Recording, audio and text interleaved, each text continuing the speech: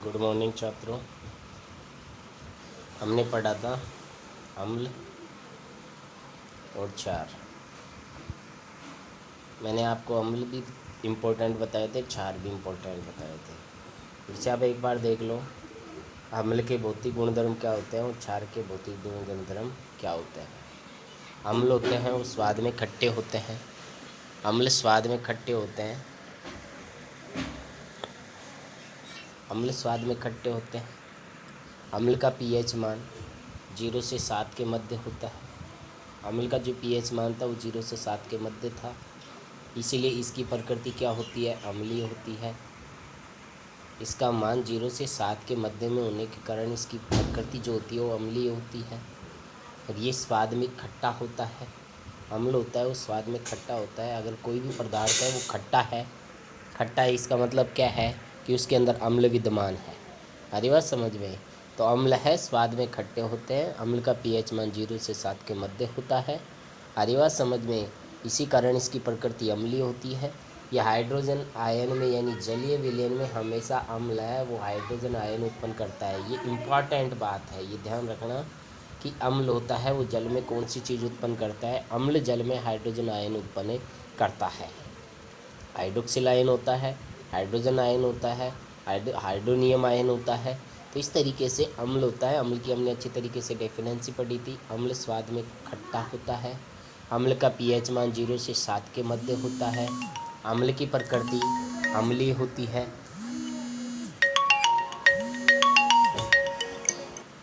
अम्ल की प्रकृति अम्लीय होती है। अम्ल का पीएच मान 0 से 7 के मध्य होता है और इसका विशेष जो गुण था, विशेष गुण, अम्ल का विशेष जो गुण होता है, अम्ल का विशेष गुण होता है अम्ल नीले लिटमस पत्र को लाल करता है। ये ध्यान रखना है। अम्ल का विशेष गुण होता है लिटमस पत्र, नीले लिटमस पत्र को लाल करता है। क्षार को होता है वो लाल को नीला करता है। ये ध्यान रखना है। तो ये तो हो गई अम्ल की बात, ठीक है। इसी के साथ अम्ल है, मैंने इम्पोर्टेंट अम्ल आपको बताए थे कौन कौन से अम्ल इम्पोर्टेंट होते हैं। इसी के साथ मैंने आपको बताया था क्या, एक लिच्छेन नामक पौधा यानी लिटमस पत्र क्या होता है, लिटमस पत्र क्या होता है ये मैंने बताया था आपको। लिटमस पत्र क्या होता है, लिटमस पत्र है वो थैलोफाइटा समूह के लिच्चे नामक पौधे से प्राप्त होता है। लिटमस पत्र थैलोफाइटा समूह के लिच्चे नामक पौधे से प्राप्त होता है, जो अपने आप में एक बैंगनी रंग का रंजक होता है जिसे लिटमस पत्र कहा जाता है। इसी के साथ मैंने आपको बताए थे क्या कि अम्ल कौन कौन से होते हैं। इम्पोर्टेंट अम्ल मैंने आपको बताए थे। इम्पोर्टेंट अम्ल कौन से होते हैं, तो इम्पोर्टेंट अम्लों में मैंने एक तो HCl बताया था, एक H2SO4 बताया था। हरी बात समझ में। HCl, H2SO4, HNO3 नाइट्रिक अम्ल, HCN hydrogen cyanide, CH3 COOH,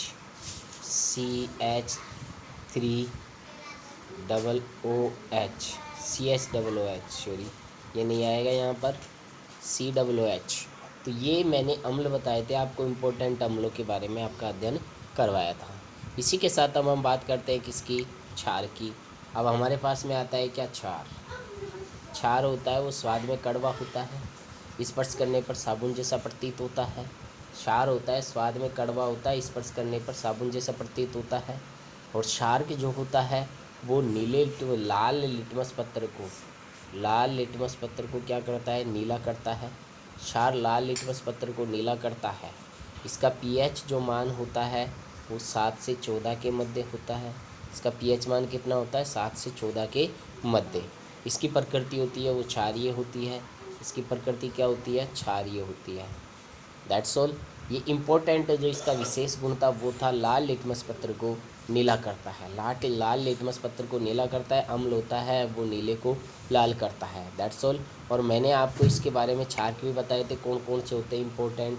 NaOH, KOH, KOH, MgOH का whole square, magnesium hydroxide, calcium hydroxide, NH4OH,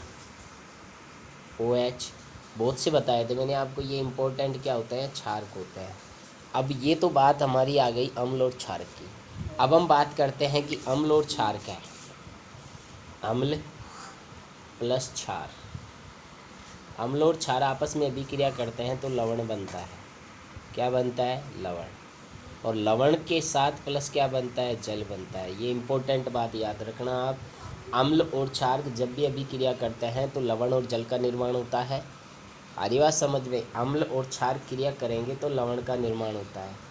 अम्ल किसके प्रभाव को? क्षार के प्रभाव को नष्ट करता है, क्षार अम्ल के प्रभाव को नष्ट करता है। अम्ल क्षार के प्रभाव को नष्ट करता है, क्षार अम्ल के प्रभाव को नष्ट करता है। इसलिए ये दोनों आपस में अभिक्रिया करके जो लवण बनाते हैं वो लवण होता है उदासीन प्रकृति का। कौन सी प्रकृति का लवण बन जाता है? वो उदासीन प्रकृति का। अम्ल और क्षार का अभिक्रिया करके लवण और जल बनाते हैं। ये जो लवण बनता है वो कौन सी प्रकृति का होता है? उदासीन प्रकृति का होता है। तो ये हिंदी में ध्यान रखना है पहले तो आपको कि अम्ल और क्षार का अभिक्रिया करें तो क्या बनेगा। अम्ल और क्षार का अभिक्रिया करके लवण और जल बनाते हैं, और ये जो लवण बनता है वो उदासीन प्रकृति का होता है। कब होता है? क्योंकि अम्ल क्षार के प्रभाव को नष्ट करता है, क्षार अम्ल के प्रभाव को नष्ट करता है। ये ध्यान रखना है आपको। अम्ल और क्षार का अभिक्रिया करके लवण बनाते हैं। अब ये जो लवण बनता है वो उदासीन प्रकृति का भी हो सकता है, अम्लीय प्रकृति का भी हो सकता है, और क्षारीय प्रकृति का भी हो सकता है। यानी तीनों में से कोई भी प्रकृति इसके अंदर आ सकती है, चाहे वो अम्लीय हो, चाहे वो क्षारीय हो, चाहे वो उदासीन हो। अब पता कब चलेगा कि वास्तव में उदासीन है या अम्लीय है या क्षारीय है? अब यहाँ पर मैं कुछ चीज़ें बताऊँगा आपको कि इसमें क्या होता है। जो हमारे पास अम्ल होते हैं ना, अम्ल के दो प्रकार होते हैं और क्षार के भी दो प्रकार होते हैं। तो अम्ल और क्षार के प्रकार पढ़ेंगे हम। अम्ल की बात हम कर रहे हैं तो अम्ल के जो प्रकार हैं वो दो है। एक है प्रबल अम्ल और एक है दुर्बल अम्ल। अब प्रबल अम्ल किसे कहते हैं, दुर्बल अम्ल किसे कहते हैं? जलीय विलयन में अधिक संख्या में हाइड्रोजन आयन उत्पन्न करता है। जलीय विलयन में अधिक संख्या में हाइड्रोजन आयन उत्पन्न करता है वो तो प्रबल अम्ल कहलाता है, और कम संख्या में हाइड्रोजन आयन उत्पन्न करता है वो दुर्बल अम्ल कहलाता है। बस ये डेफिनेंसी याद रखनी है आपको। जलीय विलयन में अधिक संख्या में हाइड्रोजन आयन उत्पन्न करेगा वो प्रबल अम्ल कहलाएगा, और कम संख्या में उत्पन्न करेगा वो दुर्बल अम्ल कहलाएगा। अब प्रबल अम्ल कौन कौन से होते हैं, बात करें हम। प्रबल अम्ल कौन कौन से होते हैं? प्रबल अम्ल होता है HCl, एक तो HCl प्रबल अम्ल होता है, HCl प्रबल अम्ल, H2SO4, HNO3 श्री, हाँ। तो ये जो होते हैं ना वो क्या होते हैं? प्रबल अम्ल होते हैं। ये प्रबल अम्ल होते हैं। ये क्या करते हैं? प्रबल का मतलब होता है शक्तिशाली। अब ये जो है ना, अगर किसी दुर्बल से क्रिया करते हैं तो वहाँ पर किसकी प्रकृति ज़्यादा शेयर होगी, यानी किसका प्रभाव दिखेगा? तो वहाँ पर अम्ल का प्रभाव दिखेगा। इसलिए अम्ल का प्रभाव दिखेगा तो प्रकृति जो बनेगी वो अम्लीय बनेगी। और जहाँ पर दुर्बल अम्ल है, दुर्बल अम्ल का प्रभाव जहाँ पर आ रहा है वहाँ पर अम्लीय प्रकृति नहीं आएगी। ओनली कौन सी आएगी? दुर्बल अम्ल का प्रभाव आ रहा है तो भी अम्लीय प्रकृति है, और प्रबल का आ रहा है तो भी अम्लीय प्रकृति है। लेकिन अगर हम बात करें कि प्रबल अम्ल के बजाय दुर्बल अम्ल हो और प्रबल क्षारक हो तो वहाँ पर क्षारीय प्रकृति आती है। तो बात ये थी, प्रबल अम्ल किसे कहते हैं? दुर्बल अम्ल। अब इनके अलावा जो अम्ल बचते हैं वो क्या कहलाते हैं? दुर्बल अम्ल कहलाते हैं। ये ध्यान रखना। इनके अलावा जो HCl H2SO4 ये सबसे इम्पोर्टेंट है। ये दोनों अम्ल प्रबल अम्ल होते हैं। इनके अलावा जो अम्ल बचते हैं HNO3 को छोड़कर, इनके अलावा जो अम्ल बचते हैं वो दुर्बल अम्ल कहलाते हैं। ये ध्यान रखना है। दुर्बल अम्ल तो प्रबल अम्ल अधिक संख्या में जलीय विलयन के अंदर अधिक संख्या में हाइड्रोजन आयन उत्पन्न करेंगे वो प्रबल अम्ल कहलाएंगे। कम संख्या में हाइड्रोजन आयन उत्पन्न करेंगे वो दुर्बल अम्ल कहलाएंगे। That's all. अब इसी के साथ हम बात करते हैं किसकी? क्षार की, यानी प्रबल क्षारक और वही दुर्बल क्षारक। प्रबल जो क्षारक होता है, प्रबल क्षारक है वो अधिक संख्या में हाइड्रोक्साइड ऋण आयन उत्पन्न करते हैं। दुर्बल जो क्षारक होते हैं वो कम संख्या में हाइड्रोक्साइड ऋण आयन उत्पन्न करते हैं। जो अधिक संख्या में हाइड्रोक्साइड ऋण आयन उत्पन्न करेंगे वो प्रबल क्षारक कहलाएंगे। कम संख्या में हाइड्रोक्साइड ऋण आयन उत्पन्न करेंगे वो दुर्बल क्षारक कहलाएंगे। अरे बात समझ में? या हम इनकी डेफिनेंसी ऐसे दे सकते हैं, यानी जो जल के अंदर घुल जाता है वो प्रबल अम्ल कहलाता है, और जो जल के अंदर नहीं घुलेगा वो दुर्बल अम्ल कहलाएगा। या जो जल के अंदर पूर्ण रूप से आयनित हो जाता है वो प्रबल क्षार कहलाता है। जो पूर्ण रूप से आयनित नहीं होता है वो प्रबल क्षार के दुर्बल क्षार कहलाता है। तो बिल्कुल ईजी बात है। जो अम्ल जल में अच्छी तरीके से घुल जाता है वो प्रबल अम्ल कहलाता है। अरिवा समझ में? जो जल में अच्छी तरीके से नहीं घुलते हैं वो दुर्बल अम्ल कहलाते हैं, और जो जल में पूर्ण रूप से आयनित होकर हाइड्रोक्साइड आयन देते हैं वो प्रबल क्षार कहलाते हैं, और जो जल में पूर्ण रूप से न घुल के हाइड्रोक्साइड ऋणायन नहीं देते हैं वो दुर्बल क्षार कहलाते हैं। तो ये था हमारे पास में प्रबल और दुर्बल क्षार।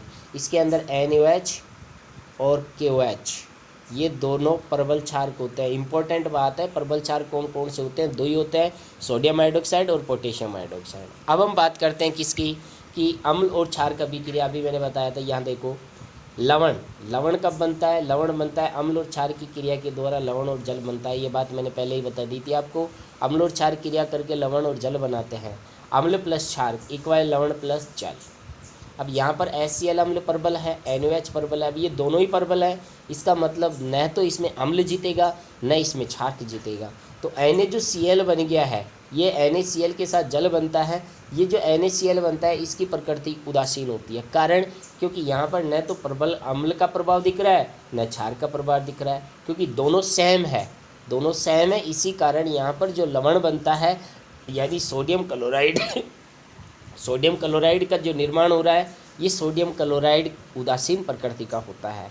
तो ये ध्यान रखना है, क्योंकि हम प्रबल की दुर्बल के साथ क्रिया करेंगे या दुर्बल की प्रबल के साथ क्रिया करेंगे तो जो शक्तिशाली होता है वही इसके अंदर जीतता है और उसी का प्रभाव ज़्यादा दिखता है। इसका मतलब उसी की प्रकृति बन जाती है। ये क्रिया उदासीनीकरण कहलाती है, क्योंकि अगर लवण उदासीन बन गया तो इसका मतलब उदासीन क्रिया है, और लवण अगर अम्लीय बन गया तो अम्लीय प्रकृति हो जाएगी। क्षारीय बन रहा है तो क्षारीय प्रकृति हो जाएगी। ये क्रिया उदासीनीकरण क्रिया भी कहलाती है। इस कारण इसको हम उदासीनीकरण अभिक्रिया भी कह सकते हैं। तथा ऊष्मक्षेपी अभिक्रिया भी होती है। ये प्रबल अम्ल प्रबल क्षार के साथ क्रिया करेगा तो जो लवण बनेगा वो उदासीन प्रकृति का होगा, जिसे उदासीनीकरण अभिक्रिया भी कह सकते हैं एंड उसे ऊष्मक्षेपी अभिक्रिया भी कह सकते हैं। क्योंकि प्रबल अम्ल प्रबल क्षार से क्रिया करेगा तो ऊष्मा उत्पन्न होती है, इसी कारण इसे ऊष्मक्षेपी अभिक्रिया भी कह सकते हैं। प्रबल अम्ल तथा प्रबल क्षार से बने लवण उदासीन होते हैं। प्रबल अम्ल और प्रबल क्षार से जो लवण बनते हैं वो क्या होते हैं? उदासीन होते हैं। प्रबल अम्ल तथा दुर्बल क्षार से बने लवण क्या होते हैं? अम्लीय होते हैं। इनके मैं आपको बोर्ड पे उदाहरण बताऊंगा अच्छी तरीके से। एवं दुर्बल अम्ल तथा प्रबल क्षार से बने लवण क्या होते हैं? क्षारीय होते हैं। तो यहाँ तो अपन ने उदासीन प्रकृति के बारे में पढ़ा है। अब हम बात करते हैं HCl हाइड्रोक्लोरिक अम्ल है, ये प्रबल अम्ल है।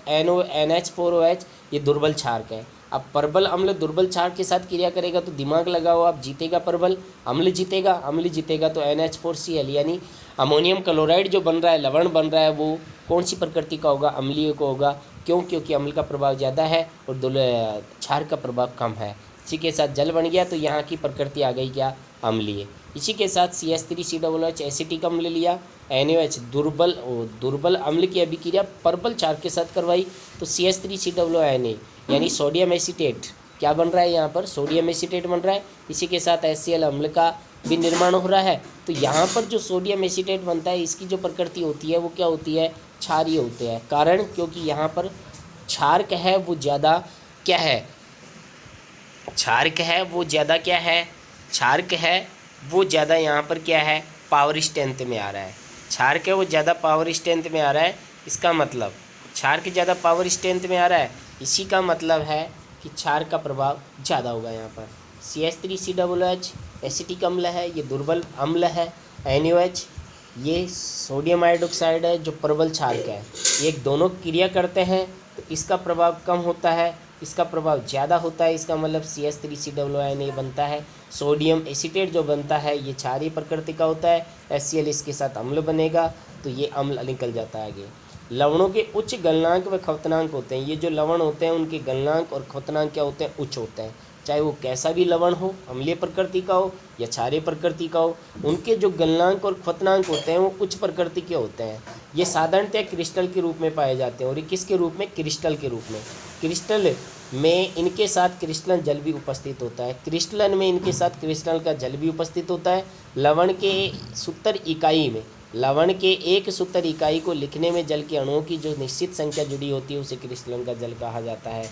यानी जल के अंदर अणुओं की जो संख्या निश्चित होती है, लवण में जल के अणुओं की जो संख्या निश्चित होती है, लवण में जल के अणुओं की संख्या जो निश्चित होती है वो क्रिस्टलन का जल कहलाता है। जैसे Na2CO3.10H2O। अब यहाँ पर ये दोने के सोडे का सूत्र है।